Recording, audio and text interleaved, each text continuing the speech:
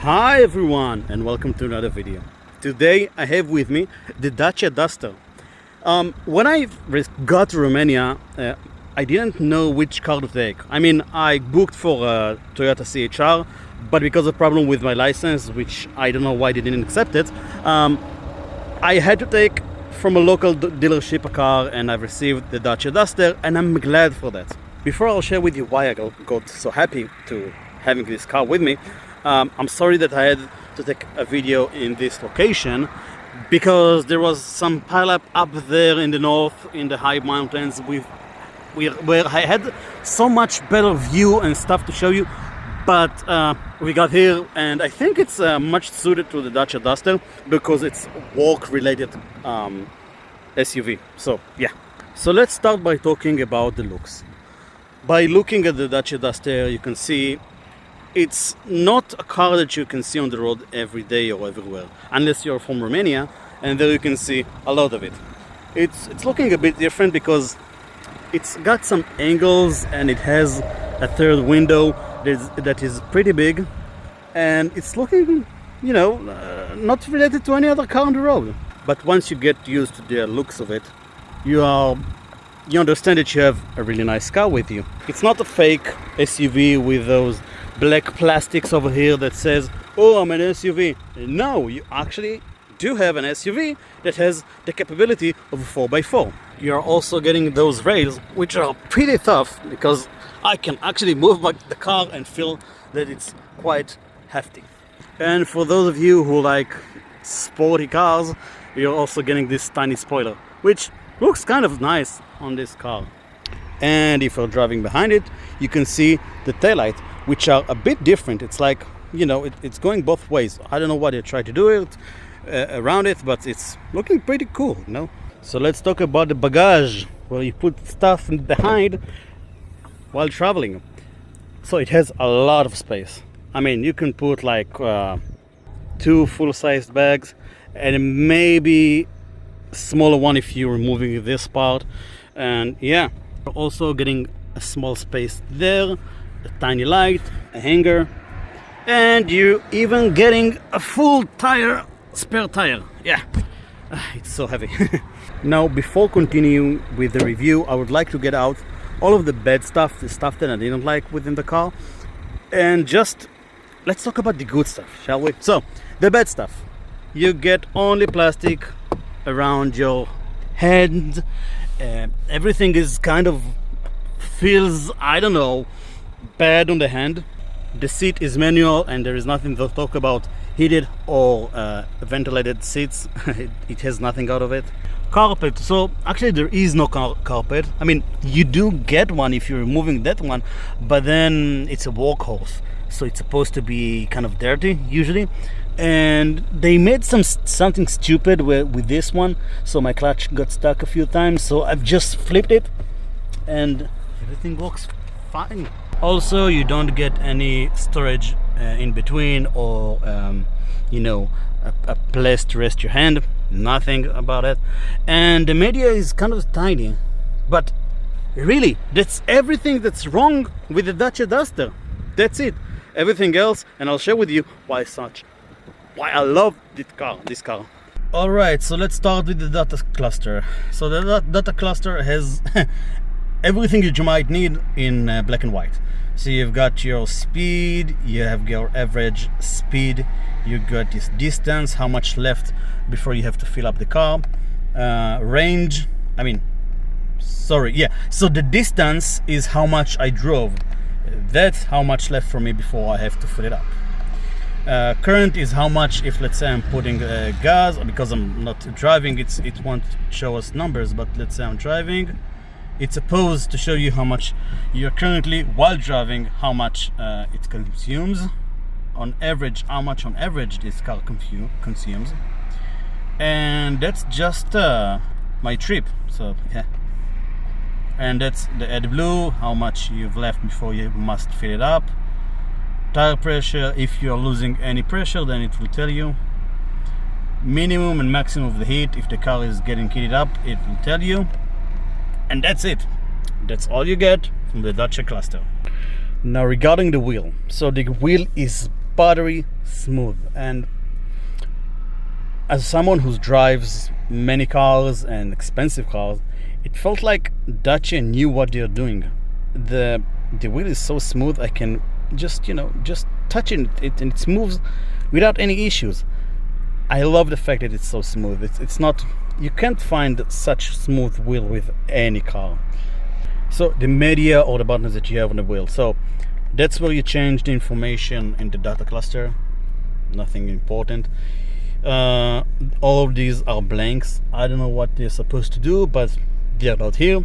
Here's for the voice control. I wouldn't recommend you to use it because it does basically nothing. Maybe change from radio to media or phone, whatever.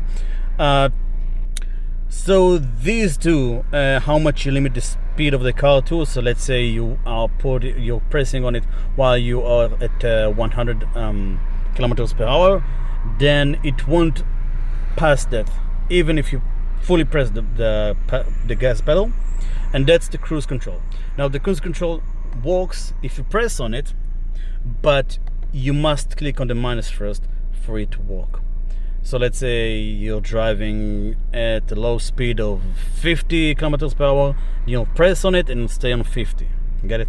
Now, if let's say you pressed the brakes and you want the car to come back at full speed to those 50, then you click on the press plus and you got back to the same speed that you used to be before pressing on the pedal. The horn is kind of cute. And something that I must say, kudos to Dacia, and that's the whole media button. So I love the fact that they've done it. I know it's really weird and you can barely see any of it like in any car, and different cars and different manufacturers are using it for other purposes, for let's say cruise control and stuff like that. Well, here they were smart. So while driving, you just press those two, or if you want to mute or source or mode, and it's working perfectly without any issues, very precise. And once you get used to it, you're saying to yourself, why other manufacturers didn't have a dedicated lever for the media? It's really, really easy and really comfortable to use. Now the media center, whatever, is really, really small. I think it's about 7 inches, no more than that.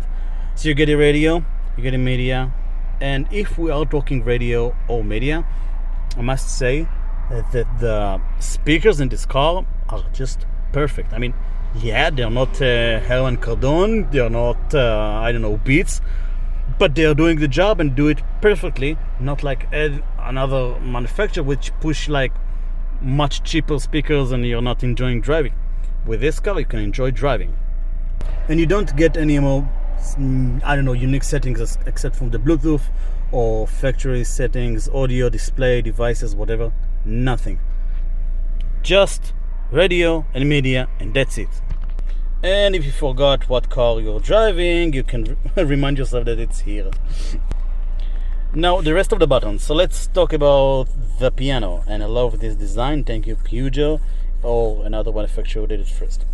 So if you're going downhill and you you don't want to press the brake pedal too much, and you can press on it. I didn't use it. I didn't feel like I had to. So the downhill, I didn't have to use it. I loved using the car with my brake pedal, and I didn't go that much downhill, so it was okay. And stop and start button works phenomenal. I liked using it, and I didn't have to press on it because the start button is working perfectly with this car, and you can enjoy using it like that. The echo is probably lowering the speed of your fan, of the air conditioner. I didn't use it. That's if you are having an emergency, it works like any other car. And here we have the lock and unlock of the doors. Here you can press on it if you want to disable the if you're getting closer to objects and you're getting noises, then you don't want to hear the noises, or you are having a trailer, then you can disable it. blank. And off-road, it means if you want to disable any ECC, AAC and those stuff, then you can just press on it and it's fine. Air conditioner. So the Dacia Duster is like the most muscular car that I've ever driven. So what I mean to say is, if you press on anything, you can hear it. So let's click on it, for example. You can hear something physically happening in the car. So it feels that your companion is taking care of you and you're safe. That's what I felt while clicking on it, but it's maybe just me. Here you have everything that you might want from an AC, and here you can change the different locations of how the air gets out of the air conditioner. Down here we have a charging cable. I didn't use it, and another USB, and I'm pretty sure that this one is being used for the Android Auto or the Apple CarPlay, but I didn't use it. I used my own power outlet, which is much faster. And you also get a cup holder, but I'm using it for that guy. So the shifter lever. So I know that the lever over here is manual, and most of us, including me, much prefer the automatic. But I must say, even though it's manual, it felt really good, and I loved driving it. It was very precise, very friendly, very physical, very perfect. I mean, I love the manuals on the cheap cars, and this is not an exception. And it is an exception by saying that it's much better than what I used to have.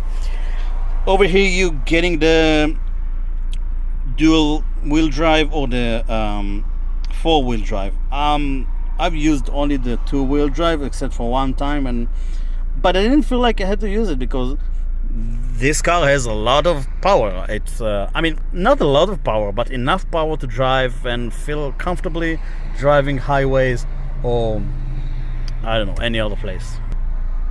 You don't get any auto hold or any storage. You are getting just cup holders and your handbrake. The glove compartment, which is pretty big, if I may say, is very useful, and yeah, it does the job. Now the back seats. Again, what I might say about the back seats is that they are feeling pretty good. Very lovely. You can drive on it for hours and you won't mind. Even if you're tall and you can see that you have extra space for the head, then you'll be having enough room for everything that your head might need. And yeah, it has a catalytic converter, but it's pretty wide, so you can put both of your legs on it and feel comfortable behind. And yeah, there is no air conditioner on the back, but it's supposed to be enough. So I think that sums it up with the Dacia Duster. My experience with this car was perfect. I've enjoyed driving it. It felt good. It felt really good. It felt like I having a companion, having a car that keeps me safe. It's a car that it has everything that you might need from a car, and you don't get any extra. That's right, but the minimum that it gives you is more than enough. Okay, and it's pretty cheap. It is one of the cheapest cars in most countries. And yeah, even though there is a facelift for this one, and the facelift looks wonderful, I must say. But if you are looking into, I don't know, a second-hand car, then I might say to you, or I should say to you, look into a Dacia Duster. You're going to enjoy it, right? So take care, and I'm enjoying using the Dacia Duster. If you have any questions regarding the Dacia Duster, please feel free commenting in the comment section. And thank you for watching, and yeah, I'll see you in another video. Thank you.